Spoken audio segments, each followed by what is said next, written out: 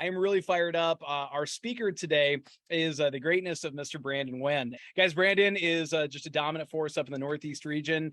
He has over $2.6 million in sales. And I just know him as just a dope, funny, positive guy that people who I really love and respect always talk so highly about him. And my interactions with him at Net Meeting and everywhere else have just been so overwhelmingly positive. I just think he's an interesting cat who kind of has his own rhythm and his own vibe. And that fits in well with the team that we have here. So thank you, Brandon, for your time. Thank you, Brett, for really helping facilitate all this. And I'm going to let it go there. Let me turn it over to you, sir. They're all yours. And we're so grateful and appreciative for you today. Great. Thanks, Brian. Thanks, Brett, for getting me on the call.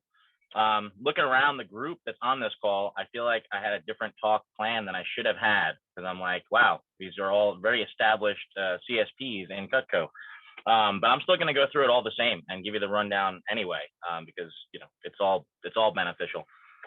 So like most of you guys actually know me, but not necessarily everybody knows everything about me. So I'll give you a quick little overview background of like the Cutco journey of how I looked at growing my business and trying to look to continue growing my business through focus as well as through like actual sales practices.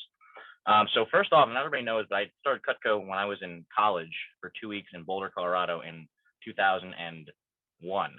So literally, like, I was starting the same time as Curtis, and I got out of the business and never came back. And like that 10 years, didn't think about it, came back about 9 years ago now, and was thinking of just like a part-time job at the time. But as I kind of started doing the job, I realized, wow, wait a minute, this is a real business, it's a real company. It wasn't just a college job to do. It's not a part-time thing. I can actually build a business with this. And I started out with that simple focus of, all right, well, for now it's part-time. I wasn't really thinking bigger, but I saw there was potential. I went through that year, very part-time. My goal for a while was to literally get one order each week, just so I didn't have to turn in my sample kit. And I had another full-time job around that. So it wasn't like I was thinking, all right, I'm going to be a CSP in Cutco and sell a couple $1 million of knives. End of that year, I got into the events program. And like anybody else in the business who's gone a distance, it's really when you start adding layers to your business that you start to expand your focus as to what's possible. So that extra layer started me thinking about, all right, how can I add layers to this and make it more than just this part-time job?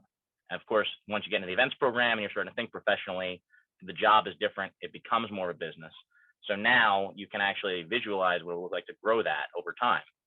Had great success that fall that I got in the events program, started to enjoy it more.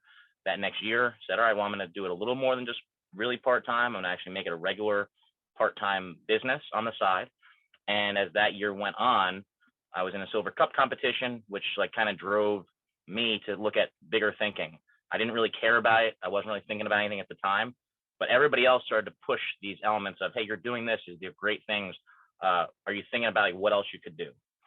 And it took me some time to kind of absorb that and accept it, that, hey, wait a minute, I don't have to keep being afraid of how much I can grow something here and afraid of failing or afraid of how it looks to other people. And I think we all get into that in this business. Even when we're established, we look at take another jump in our goals for like next year. And we're like, we see someone selling $1 million, like, well, I can't do that. It's really just, we're afraid still of like, how can I visualize taking that jump? And it starts way back at the beginning when you're starting to go through the process of establishing any business. And so I realized that at that time, I got pushed a lot to shift into Cutco full-time because I was making so much more money part-time than my regular job. And I kind of got to where I wanted to win the Silver Cup competition. So competition was a driver as well as hitting another level. So I shifted full-time, and that's kind of where my focus on how I was going to run my business shifted, to where instead of thinking of it, how it could be a business, I treated it like a business. I'm pretty sure everybody here, for the most part, uses some CRM, if not Vast Action, something else.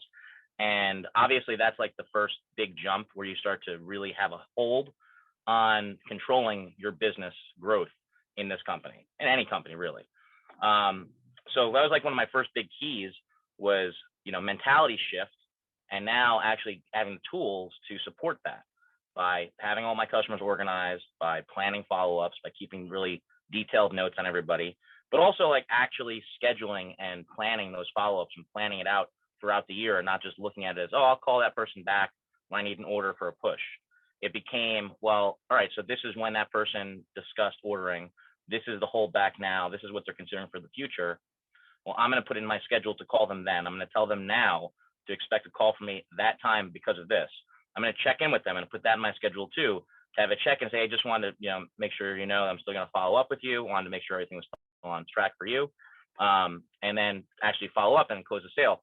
It's one of those things that's such a simple process that, until you actually start to do it in this business, you kind of struggle and you're kind of racing around chasing orders and chasing business, going through old notes, looking at order forms with notes on them, and calendar updates that you miss and put to sleep and you move it forward a few weeks. That was like the first big jump into taking like a quantum leap forward and having a structured business I could grow. The next layer was actually mentorship, was saying, all right, well, I know I can't do this on my own. And obviously anybody will recommend be on both sides of the coaching perspective if you can. Have a mentor also, but also coach someone else, because you learn a lot from learning from someone who's a master, but you also learn a lot from learning to teach things to somebody else. Learn how to shift how you're going to actually give a message. For example, even at the last minute, if you didn't know who you're going to be giving the message to, you can kind of prepare mentally using those tools of knowing how to think in a teaching mindset, and actually how that helps you to learn more on your own. So obviously the first thing that anybody needs to do at any point in growing their business each year is hustle. Have a reason to compete and elevate yourself. If it could be, it's a silver cup, great. If it's, I want to have the best fair in the country, great. If I want to be that rep that had the biggest quantum leap at this event versus the guy who shows up and sells the same amount. That's actually my focus going into the Big E this year, which is our big fair out here, is I want to be the one who has the most growth in my average and my total sales. And ultimately, like, that's an easier thing to control than saying I want to sell the most. People have different shifts, they have different mindsets at a big event, they have more customers. You can't actually control how much sometimes you're going to sell. So I always try to focus on the things I can control. Customer acquisition is obviously one of the things year to year that help drive that. And that's the other focus I kind of take into it before I have events like that I'm focused on growing, or a year I'm looking to grow. I always want as many customers as possible. I'm definitely someone that, will drop down a million times if I have to, and will sell someone a table knife just to have them in my customer base so I can market to them. If it comes down to it, I can't get them an order. I don't know if anybody else has, but I've even bought people Cutco a few times just to be like, listen, I want to have you as a customer because I know you're going to buy Cutco eventually. I don't want to miss the chance for it to be me. And that's turned into like a lot of sets of Cutco, just like buying someone literally a trimmer and be like, listen, I'm going to buy you this. All right. And, most times I just hand it to them and I'll buy one and ship it to myself. But I want to have them as a customer so that I can now market them. And now once they have the product conviction that I couldn't sell them on, it'll be that much easier for me to get them to actually add to their collection, buy a set of knives, maybe even buy a kitchen. I can't calculate all the customers and all the different ways that's gone, but I've done it a lot of times, and it's almost always turns into business. So outside of customer acquisition, customer management, and like kind of hustling and having that focus and that plan, one of the best things everybody can do is just have a dedicated plan. Plan annually, break it down, assess it along the way, adjust it and pivot along the way as well. Always focus on what you can control, because your plan's not always going to work out. Just like if you take karate and you get into a fight, a lot of those karate moves are going to go out the window. And you got to go on instinct at that point. It's always great to have like one or two, if you're someone who thinks about this stuff, one or two go-to moves that help you stay on your game. So it's like, sometimes it's like, hey, well, if I know I'm going to struggle in this part of the year, but I have this big rock event coming up, that's kind of like your go-to move sometimes. I have that every summer. I have these events I do in a beach area. So I know that if I'd say I want to change my schedule, or if certain events don't go the way they work, I know that these certain events, they drive a lot of people that are on vacation to a certain area where they have money. It's like, I know no matter what, I'm going to have a great opportunity there. So I don't get down on my results at one point or another, because I have those go-to moves coming up that kind of keep me rounded to stay consistent with following through on my plan to get to my goal, even if I have to change the goal on the way because things aren't working right. But a big thing with that I like to share with a lot of people is, when you do have a goal, whether it's for the year, for a push, or just for an event, always under calculate and overachieve. Basically, like, for example, let's say you want to sell $1,000. All right, let's keep it really simple. And your average order is $200. Okay, again, let's just keep it simple. Well, you easily say, well, I need 5 orders to get to $1,000. Well, I never plan that way. When I plan something like that out, if I want to get to $1,000, I can plan for my average being 200, but instead I'd rather plan for what if when I do make my sales, I only sell 100 as an average, right? So that means I need to plan for twice as much work. And that by doing that, what I've always found is you will overwork yourself in the times where you want to be working and achieve a goal, and you'll never fall short. You'll always be ahead because you'll never actually hit your minimums. The minimums, if you kind of plan for, hey, what would it look like if the minimums happen, isn't a reality. But the plan that you now put in place and had the confidence and focus on executing is now that much more effective, because not only you're going to at least do your averages, you're actually going to do more because you went into it with such focus towards making sure you achieve your goals. So I encourage that like heavily. It breaks down differently based on what your plan is. It's easier to look at during like a push, for example, when you're like, hey, if I'm doing this many service calls and this many averages, well, I know I need this many calls to make these appointments. I know I need this many sales on those appointments with this ratio to get this number of orders and that amount of sales based on the average. So now you just over calculate what you need for each, under plan, over calculate. Always have a why. That's really important. As we get away from, I think a lot of times, especially years in the business, it's very easy to stop thinking about why you want to accomplish something. You think about it like, okay, well, I want to have this number. So a lot of times it's number. Yeah, I want to sell $500,000 for the year. Why? Really? Because it's a number that feels good, right? But what does that number really mean to me? What's it going to do for my life? If I get to the point where I'm with a person and being able to share a why and a goal is going to make the difference between them investing in what I'm doing and me not getting a sale, I want that to be a why that actually inspires them and gives them a compelling reason to do business with me today. So always have that. And if you lose sight of it or you don't have one, like find one, like make it up. Like think of like what you're going to do over the rest of the year. Don't think like I want to earn this trip. Like we're way, like pretty much you're a certain point in the business, you're pretty much past that. You can win any trip you want. If you sell enough Cutco, you can go on your own trips. So it's like not like a thing. But for example, like I want to go on this trip to this place that I've never been to experience this thing that's special to me with somebody special to me. Now there's a construct to your why that's inspiring to people that you can share, and it takes people away from the idea of I'm trying to sell you something. It takes them into, oh, I'm trying to live a life, and now this person's trying to live a life, and now we relate at a different level than a robot trying to sell something. So I didn't want to share a lot of that. I had a lot more on that, but again, as I look through the group here, I feel like that's gonna fall on some deaf ears to like dig deeper into like that history. So I just want to get into like a little more sales related stuff based on things I've been learning a little bit this year. It's helped my sales grow a lot, increase my averages a lot, and confident overall. And Brandon, for what it's worth, I want to hear every sales thing you have. Don't hesitate to circle back on that, because I think that's one of the realest things I've heard in a long time. Once we've been doing this so long and we all get so good, it's easy to lose sight of the why, of how to connect with one that resonates, or to like, I don't know why. Like when I think about it, I don't always have a good compelling thing to sort of share with customers for what I'm doing or what I'm about. It sort of can just become a job at some point. So I think that's actually fertile territory. So hit us with whatever you got, whatever you want, but don't shy away from that. I actually think that's a really interesting topic we haven't hit in a minute.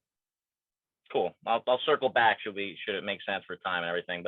But on the sales side, I mean, obviously there's a lot of things that we all share in learning as far as like how to increase our sales. One of the main things I focused on this year is increasing my average. Of course, it's like the main easy go-to. But like how, like not just the, hey, okay, I want to increase my average, but how am I going to increase my average? It's not just I'm going to sell more of this. It's how am I going to sell more of this? How am I going to actually bring that vision into reality? And I've managed to do that a lot over the course of this last year. Definitely through a lot of coaching and field training, things like that. But through not being afraid to change. About like 7 years ago or so, I remember there was a shift in like an approach. And like I was talking to Curtis again at a conference about this, and I was like, man, I really like that approach. I like that shift, but I'm afraid to like adjust and try to do that approach and lose the comfort of the approach that I have now that I feel really confident in, that I'm trying to grow. And he was just like, well, don't be ridiculous. You won't lose that. Like you'll only be able to add to it. Like it's not like that's just going to disappear. Like you don't forget stuff. You don't forget everything in the world. You expand on it, but your memories are still there. A lot of times, I tell this to a lot of people. It's like there's always stuff you're going to remember. This is outside of Cutco. There's always stuff you're going to remember in life. You probably remember everything in your life. You just can't necessarily access the information because we don't actually think that way all the time. You need a trigger point to actually access it. So it's like you don't have to be afraid of your losing yourself. You're only going to grow yourself, and if there's something that you still want to hold on to, it's there. You just have to like kind of analyze it and be able to get back to it. And now you actually are stronger because you've added to it, and you can still go back and incorporate what you know and you're super comfortable with. So I've tried to do that a lot more this year of just like letting go of the things I want to say, how I feel more comfortable saying certain things, how it fits better for me versus how it fits better for the relation with the customer and what I'm trying to accomplish and the goals I'm trying to achieve by talking to them. So the easy ones are like that everybody knows, of course, is have a kitchen focus right out of the gate. You know, at this point, if your power intro does not involve the Cutco kitchen, that's like the first change you need to make in your approach. Is it has to be mentioned in the very beginning. I've sold more kitchens over the last year and a half than my whole career combined, really because I finally started to actually do that and wasn't afraid that I was going to scare people off. It plants the seed of a $12,000 price point so that now literally a homemaker or anything they buy, even Ultimate, is a small amount of money. And it only opens the door to, at any point, to them buying more stuff or having more interest. So why wouldn't I do it at the very beginning? I used to wait. It used to be like the add-on at the end. It's like, hey, by the way, we also have this. No, I introduced it in my power intro. It's like, hey, just so you know, like we're known for our knives. We're actually a full premier kitchen product company, waterless cookware, forever flatware, really everything best of the best for the kitchen forever. Can I show you? You know, and it's like, hey, then I go right back into my knives, but I'm planting that seed every time right in the beginning. And when I get into my price comparisons, I'm always dropping the price of that kitchen before I show whatever they're looking at. It's like, hey, just so you know, it's just always like, all right, cool. So this was the set for you. Let me show you how the deals work. By the way, just so you know, like, remember how I mentioned we have a whole Cutco kitchen? I always like just show that to everybody, right? Like, just so you know what it is, because you never want to disqualify anybody. And this is actually what it looks like. So remember, we got waterless cookware, forever flatware, all the gadgets and accessories, best of class, one and done forever, plus like all our knife sets. And if that was something you actually did want to do, like you're redoing your kitchen and you want to do it all at once, it's only $12,000 of stuff, which is like kind of seems like a lot, but it's not. And then the max discount for everything that we can offer. But I mean, did you still want to just see like the knife set, or is there anything else here you might want to see bundled in just so you can get the right price ideas? And there's no harm in it. Like I used to be afraid of that too. I remember the first time that we had our binders with package pricing in it, and I took the package pricing and I put it in the back because I didn't want to have to flip through it to get to all the knife sets because that's where I was more comfortable. And I finally realized, wait a minute, that's stupid. It's stupid for me to hold back showing somebody something else that they might be comfortable with because I'm not comfortable. So the quicker and easier I can adjust my comfort level to meet the comfort level I want to see them achieve, the better I'm going to get on my results and the more I'm going to sell larger sets, bigger packages, and whole kitchens. So 100% always showing that. I'm not afraid of it. I know some people I work with Brett Kramer, who sells me a lot, and his Cutco kitchen placard in the front, he covers the price. And I'm like, Brett, I don't get it. Why you cover this price? Like, and he's like, because I want to, I want to talk to the people. I don't want to, the people that aren't going to buy it, I don't want to scare them. I'm like, I mean, you're not going to sell to them anyway necessarily. It's like, why? Let's tell them. Let's get those people that look at that and look at them and realize that, okay, they're intrigued. They're not walking away from that price. Those are the people I want to attract the most. Yes, I still love the idea of I want to get every customer. I don't want to scare someone off looking at the $10,000 price and then not sell a knife to them where they could upgrade later. But I definitely don't want the person that might buy that kitchen to not realize it's available and not be thinking about what's possible from the beginning the whole way and not give me the opportunity to read them and understand that that's a possibility here. And I need to now be able to identify the process to get them to maybe make that decision today, as opposed to never even knowing it's there because I'm not paying attention to it because I'm trying to sell a knife and I'm trying to sell a set of knives. So that's obviously the first and easiest one is just have that focus, have it in your approach. But I've also learned over the years in order to sell a kitchen, you have to show it, you have to know it. one of the things I learned from Josh Muller years ago in coaching was to have 100% unshakable conviction in every product that we sell. And I didn't at that time. When I first was introduced to me as an idea, I was one of those people that was like, I don't know about our cookware. I have too many people that return it and complain about it. And sometimes I feel awkward telling them this and then worrying they're going to be upset when they burn something, right? I've had people who who have the issue with the flatware. They put in dishwasher. Maybe it's not as super shiny as the first day they got it, right? And I was like, well, am I going to tell them that it's going to be just like that forever? Or am I going to have unshakable conviction that, look, this stuff is going to look the best of any flatware that you're going to have. And it's always going to look amazing, even when it doesn't look its best. Like, look at my chest of flatware that's been banging around my car for years. I try to put fresh stuff out, but I still use some older stuff, and it doesn't always look the best, right? Okay, well, great. That's as bad as it's ever going to look. So why should I feel afraid of that? I believe that value is still there because I also look at the other crap that's in my mother's old drawer, and it's just garbage. And I'm just like, well, wait a minute. There's a big line there between something that's going to be amazing and maybe nothing's ever perfect, but still be the absolute best you can get. And obviously the value of a Cutco behind it makes it all worth it. And in the cookware, same thing. It's just like, I didn't have that conviction still, right? So what I had to do to get to that point was use the cookware more, obviously, but also solve the problems that people struggle with. Like, as opposed to just having the answers and sending a video, like, I cleaned my stuff and I made sure I knew how to do it. I learned how to cook the eggs perfectly so they slide off the pan. So now I can say, listen, I can actually teach you to cook your eggs in a way that's going to slide right off the pan. And I believe that that's the best stuff to have because it's healthier. It makes it easier to clean. It's going to last forever. It saves you money. It's more efficient. All the different reasons that it makes sense to buy all the different Cutco products we offer, you have to have that full conviction that it's 100% worth it. In fact, more worth it than what it costs. And it took me some time to get to that. And if you're not there and you're struggling to either sell more packages or kitchens at all or any time, it's probably because you're losing sight of that conviction. Because if you have that conviction and you're a confident salesperson, the customer is going to feel it. And they're going to buy it almost on your conviction and your confidence, more so than any of the details, which is another thing that to learn in order to sell some more stuff at higher levels was to forget about like the features as much as the benefits to them. It's way more important to get their attention on how something benefits them than what it is and how it works. Explaining how the vapor seal works and the construction of the metal in the cookware is less effective than explaining the simple detail of, look, you're going to get more nutrition and flavor in your food, and you're going to cook things faster and be more happy with the way it tastes, right? That's the benefit. That's what's more important. So I don't need to go through all the details. In fact, that's one of the things I learned most recently that I've been using a lot is talk way less, give way less details.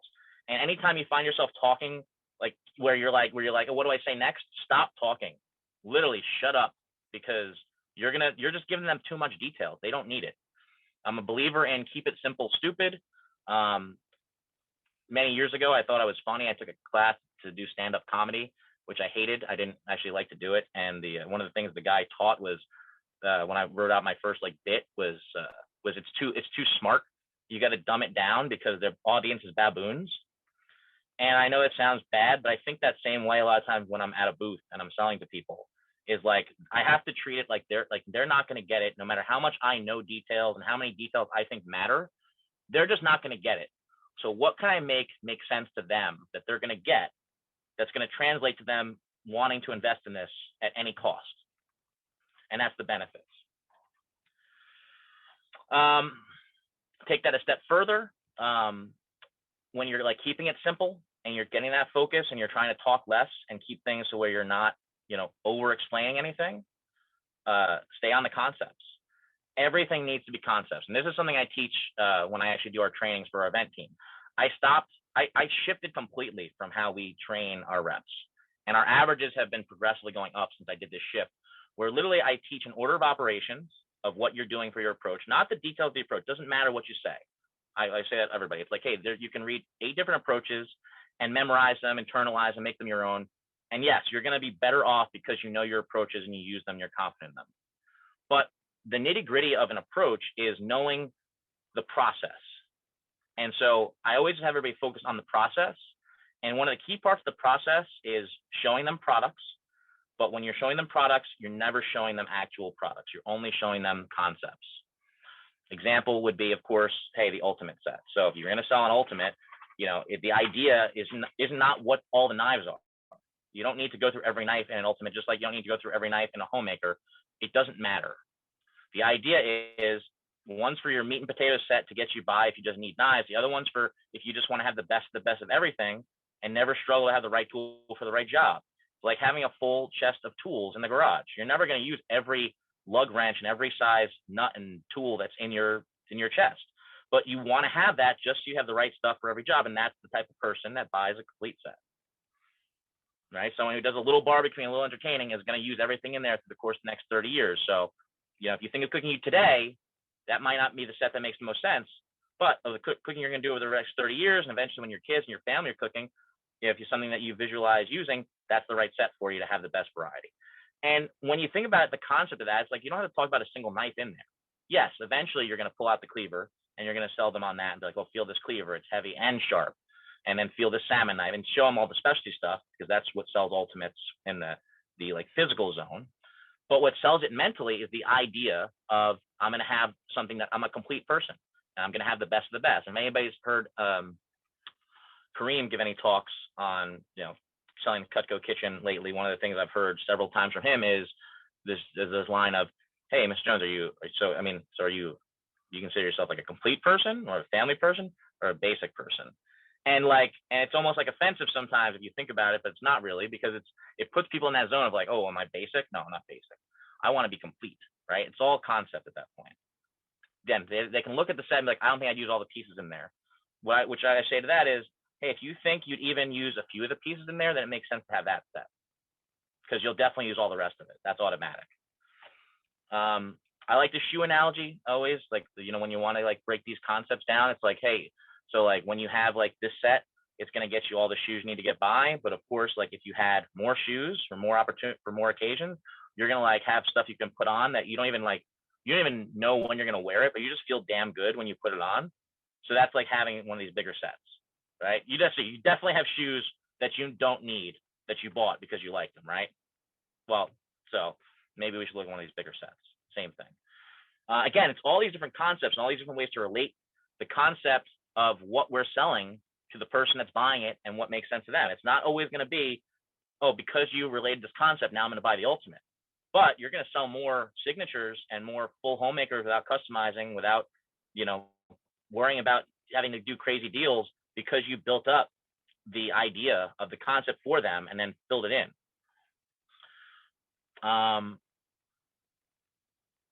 So I use those analogies a lot. I use a lot of the concept thinking now. And when I do my training, I teach literally order of operations and the concepts. And I break those concepts down and I kind of go through that with all the reps so I can be clear that they understand how to explain a concept to people and stop worrying about how a trimmer works and what a butcher knife is for, which knife is the best one for this or that. Because yes, that comes into play with Cutco owners all the time. And that comes into play with new customers too, who need some details. But that's like the smallest part of it to me now. It's what things do is way less important than what a set offers you and what it does for your life. What the benefit is, not the features. And it's what the concept is, not what the pieces are. So on that, I often find that there are some nuances to when you do show pieces and you incorporate pieces that make a difference for selling an ultimate or a signature versus a homemaker or a galley. And that was one of my big leaps over this last 2 years that I wanted to do. I had noticed I was selling galley homemaker was like the easy one. And I got to where I was like so consistently doing that when I had a prospect. And I just wasn't selling enough ultimate signatures. And for years I had wanted to, but I didn't feel comfortable with some of the different ways different people did it. And some of the main, like outside of what I'm explaining with the concepts, changes I did in how I showed it that made a big difference that I think actually would be beneficial is kind of some simple things for the pieces. One of them is the shears. I realize, and this is actually a good exercise. So if you find yourself wanting to make a change and take that next step or another step beyond what you're doing now, analyze what you're doing and find that thing that you could change that's not working to your advantage. So one example was I felt really strong about how I was like how I could demonstrate to get to a Siggy from a homemaker. Basically, that was like my first jump. I was like, if I do this, this, and this, I can jump to a Siggy more often than a homemaker. And that this, and this was I wasn't showing pieces for a homemaker, but I was pulling out the pieces for a Siggy.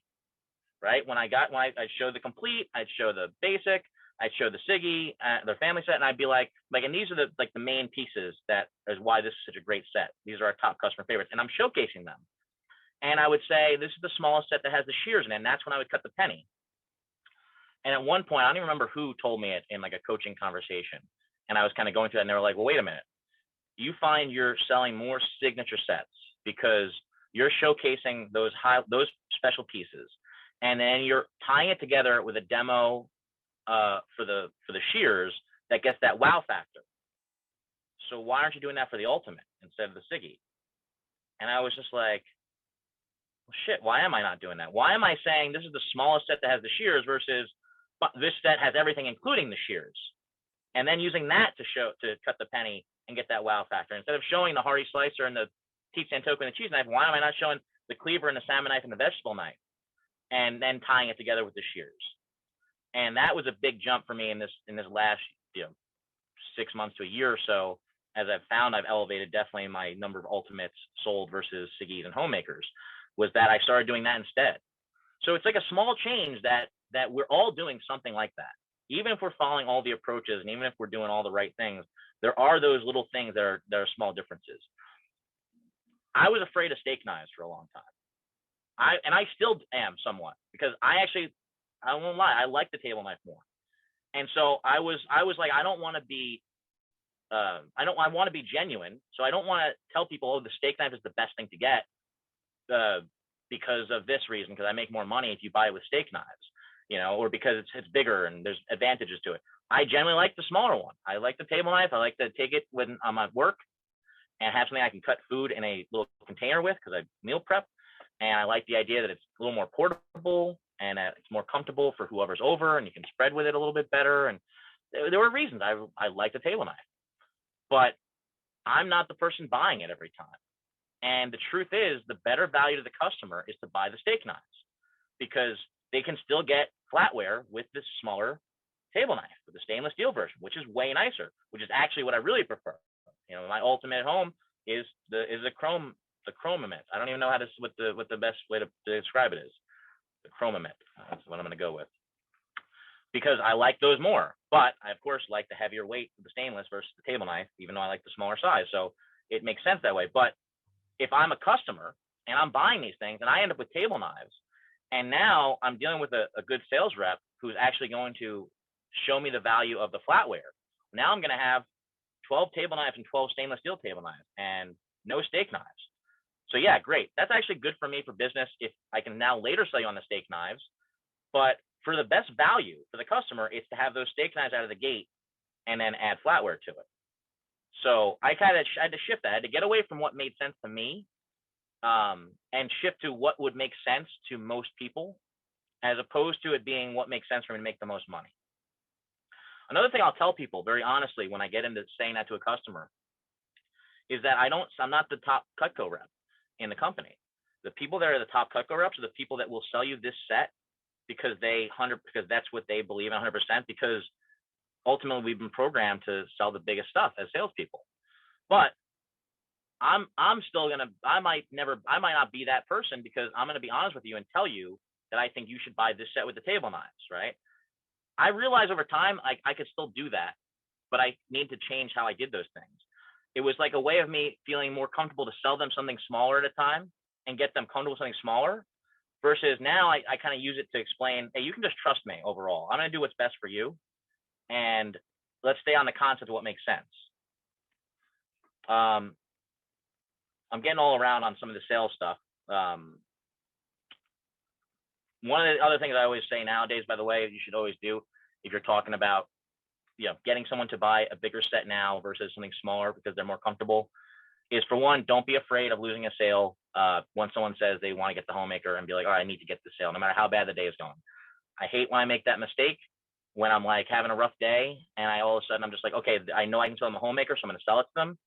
Stay 100% true to what you believe in and your skills and believe in yourself to actually keep selling that ultimate. Because afterwards, most times when you sell that homemaker, you always look back and you're like, man, I know I could have sold them that ultimate. I know I could have done this and I could have sold them the signature set or something more. And you overlook and you feel bad. You know what? We're going to sell more. At the end of the day, at the end of the year, it's all going to balance out about the same anyway, right? You push to a goal, maybe you beat your goal, maybe you have that breakout year. For the most part, one sale is not going to change the outcome of it. So don't be afraid of losing a homemaker even on a shitty day, to instead gain an ultimate on that shitty day. Because it's always, in the end, law of averages are going to leave you selling more ultimates. So keep pushing for it. Having said that, the reason I was kind of mentioning was, if you're staying on that focus and you're kind of believing in that, you're always in that zone. It makes it so some of the other sets don't even exist. And that's the other thing I felt was really beneficial to me, was realizing that there's a lot of sets we sell that just don't make sense for people. So I've kind of shifted to the belief that these are the only sets that make sense. I'll sell you something else because I'm a sincere guy and I want to work with you and work best for you, right? I'm not going to sell you that ultimate just because it makes me the most money. I'm going to sell it to you because I do have that conviction that is the best option. That if you buy the smaller set now, you're going to eventually want to upgrade. And the difference price in that block is like $300. So instead of you spending $300 later on a block and then spending more money on pieces that go up in price every couple of years, what would it look like to just get you the ultimate now? Would it make sense? Would you be happy with it? If so, that's what I'm going to try to sell you. I mean, I'm going to try to do it anyway because I really believe that's what everybody should have now.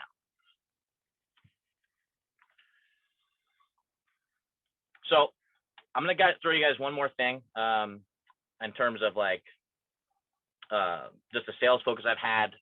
This is one thing that's never changed with me. I had this from like the beginning of selling Cutco, and I thought it was one of those things I don't get to share enough. And it's dropping down. It's simple verbiage. When you're in that zone, when you're outside of the concepts of things, and you're working with that customer that's really like, actually, by the way, before I do that, I want to, because I don't know how much time I have, I'm going to say this. One of the things I like to present about the difference in the concept of the homemaker versus the ultimate and everything in between is people who buy galleys and homemakers, they're people that want to make sure that they're going to use everything they have in their set on a daily, regular basis. The people that buy signatures and ultimates, they know they're not going to use everything they have on a regular basis. So I like to put that out there. Hey, are you somebody who just wants to have only stuff that you're going to use on a regular daily basis? Or are you more comfortable having a few specialty things that you're going to use when you need them? Or are you the type that really just wants to have everything available at all times, regardless of if you're not going to use it, because you know you're not going to use that every day, but just going to be awesome when you pull out your cleaver and cut up chicken wings? Just like a little side note on those concepts I like to kind of present is knowing that the people who, you know, if you're dealing with somebody who's like that, is like, no, I want to buy what I'm going to use. Well, then, all right, great. It's probably not going to make sense for you to get an ultimate. I'll still try to sell it to you, but I'm more comfortable with that customer dropping down and getting them where they want, meeting them where they are. And when I do drop down, one of the things I've been telling people for years at that new rep level that I think still applies at our level, at everybody's level, is a question of what is not like, hey, well, what do you think you'd use the most in a set, which most reps make the mistake of doing. Like, they're like, oh, I don't think I get that. Well, what do you think you'd use most? Which ones do you like most? They go to pieces pretty much, right? Actually, that was like the joke. It's like when people drop down, when reps drop down, they fall to pieces. Or they have to drop down. They got to know they fall to pieces. Like, oh, what pieces? So one of the things I shifted to, I did from the very beginning, was ask, well, which pieces do you think you'd use the least? And it's always the same ones, but it's only a couple things. They're not going to say I would use every one of these things the least. And it just makes it that much easier to drop down small versus like dropping down to whatever they say. They say which ones you use the most. They're going to be like, oh, I'd use this, this, and this. So now you're just like, well, how do I go up from those pieces to a set? Where do I have to land? Do I start a little bit smaller, as opposed to taking the smallest drop downs possible?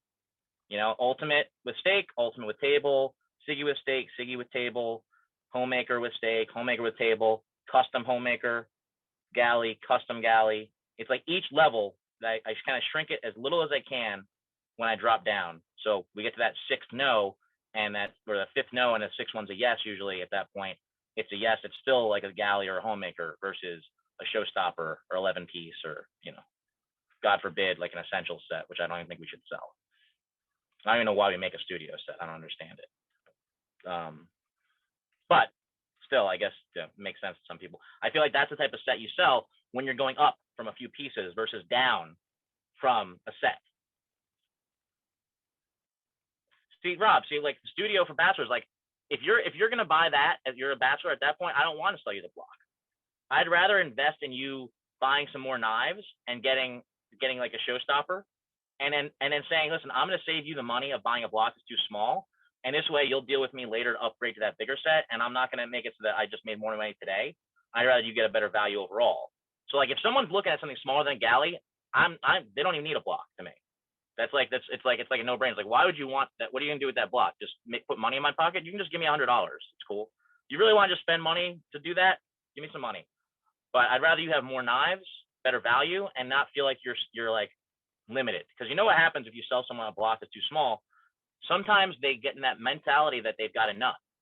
Like, oh well, I can't get more. Where would I put it? Now you've got to sell them on a bigger block, and there's that resistance of, well, now I feel like I wasted money. Well, I'd rather save it to them from the start. Save it for them from the start if I could.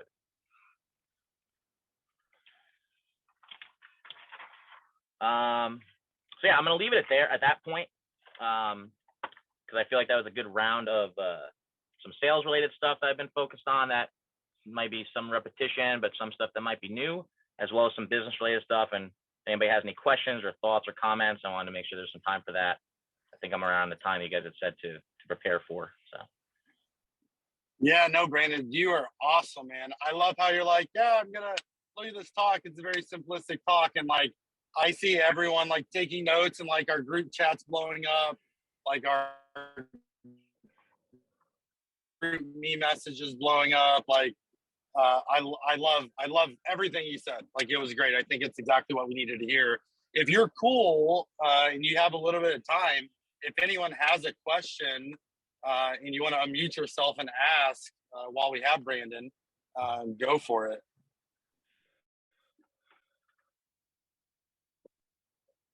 Hey, Brandon, this is Brian.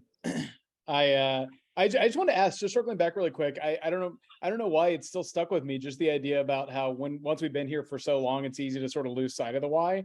And I just think I've had times where I do that. It's not going through the motions because we're still good. We perform at a high level because we're talented. But you know, how often do you assess that? Is that like a focus time thing for you? Is that an annual planning thing for you? What does it look like just to help reconnect and reestablish like what you're working towards? Or is it more granular? It's like, hey, this campaign I'm trying to do X, or I'm working towards Y.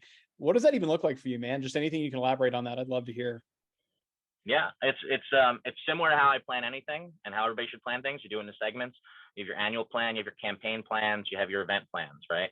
So it's like just like every day deserves a certain amount of time, every week deserves a certain amount of time, just as you expand on it. So annually, I always have like, here, what's my why? Like, what do I want to accomplish for the year? Okay, what am I going to do? What is that going to mean for me? And as when it comes to like money and sales goals, it's usually based on more tangible things. But overall, you know, it's really based. This last year has been based on the idea of buying time back. I've learned that, you know, we trade our time for money, and we're content with that because we're like, well, everybody has to make money to live and have that time to enjoy life. But I've had the struggle this last year of like feeling like I was losing too much time for work and not enjoying the work because I was thinking about the time that I'm losing. And, you know, of course we do that to gain that time later, but I wanted more of a balance. I wanted to kind of shift what I was doing to make sure that when I'm working, I'm getting the max value I can.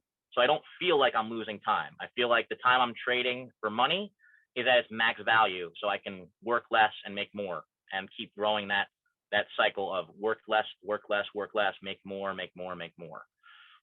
So that's like the overall focus in terms of like the actual like what I'm doing to build my business. But sales wise, it's always based on the cycle. So the year, this campaign, like, okay, well, the campaign goals are tied towards staying on track for the year most times. But then it's like, hey, what else can that mean? Like, what are the trigger points in the year? And then the event goals are based on the events themselves. You know, we don't have a ton of big events in my area. I literally have the biggie, and our state fair would like make most of you laugh. Our home shows are like what most people would have in the country as like street fairs. Like it's crazy, but I still like, hey, look at them. Like, all right, well, what is that? What am I gonna do with that? And I try to use those as like, hey, well, I wanna grow that event, and I want to compete with such event, and I kind of like tie it in that way. So it's always different, but it's based on like different trigger points. That's awesome. One of the things that sparked a memory, and you kind of mentioned earlier, is you have to have a why, but your why can change. And I think that's something I struggle with. I always thought there was only one why for like everything, and just being able to adapt, and depending on what your goals are, your why is change, maybe per event or maybe per campaign or maybe per year. And it's okay for your whys to change. Which, I mean, I just think that's huge, because I know I definitely got stuck on that as well. Awesome, man. Well, thank you so much for spending time with me. Feel free to jump off. I'm going to go over a couple more things with the team, and then we're going to get you all out of here. But Brandon, thank you so much. You may have some people reaching out to you with some follow-up questions or text messages. So thank you in advance for that. And you're always welcome down here in Texas. Come see us soon, man. Awesome. Hey, thanks everybody. Hope everybody got a little value there, and appreciate it both ways. Enjoy the rest of the meeting. Talk to you guys soon. All right. Thanks, Brandon. Bye-bye.